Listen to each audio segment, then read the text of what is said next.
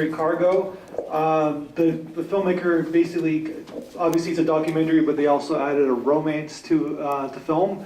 It's about gentlemen who are far away at sea for a long period of time, and they're just talking about what they're missing on the mainland. Okay, so what I liked about this film in particular was that we sometimes think that romance films are for, or romance characters are for the young and the foolish, and this is a take at the opposite, the old and the worldly, and people who have been through relationships, and their journey through missing their family and loving the people they care about. And I also think that it has some of the most spectacular B-roll I've ever seen. The visuals of the wrenches and the chains moving with the current, the long, beautiful red pipelines going down to his red hat, and the blaring music.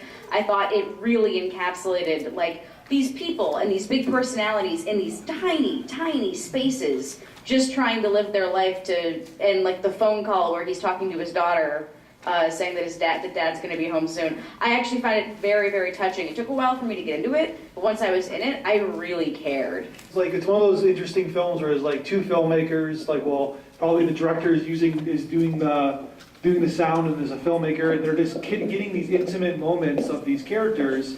And one of the arts of documentaries is the characters forgetting that there's a camera. And I like to think that a lot of these characters forgot that the camera was even there, because there's all these kind of like moments of like vulnerability and emotion going on. I also just really liked that the narrators, although obviously the filmmaker wasn't the narrator of this story. I found often with documentaries, we're very aware of the fact that somebody is telling us these stories, somebody's bringing out these characters, and just kind of feeling like we were really getting a sense of what their interactions are like, and feeling like we're getting a really honest portrayal of who they are and what their sorrows, their struggles, their worries, and all of that. So I really liked that it was a documentary where you weren't listening to somebody guide you the whole time. Yeah, it's a kind of a fly in the wall film, and then we have to be emotionally engaged, and I think most of us were. Actually, this was my favorite movie because first it's documentary, and second it's the sea itself, the anger in the sea. It represents life. It reminded me of Hemingway's Old Man and the Sea.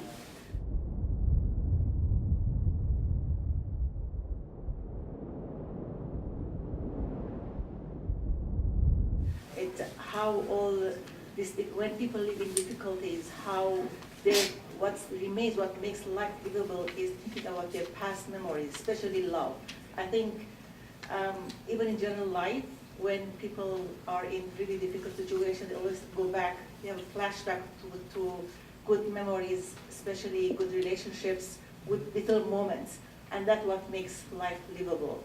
It really reminds me of Hemingway's Old Man and the Sea. Every time they would show the sea and the anger in the sea, how it swells, and it just shows life is full of struggles, difficulties, and life goes on, as the character said.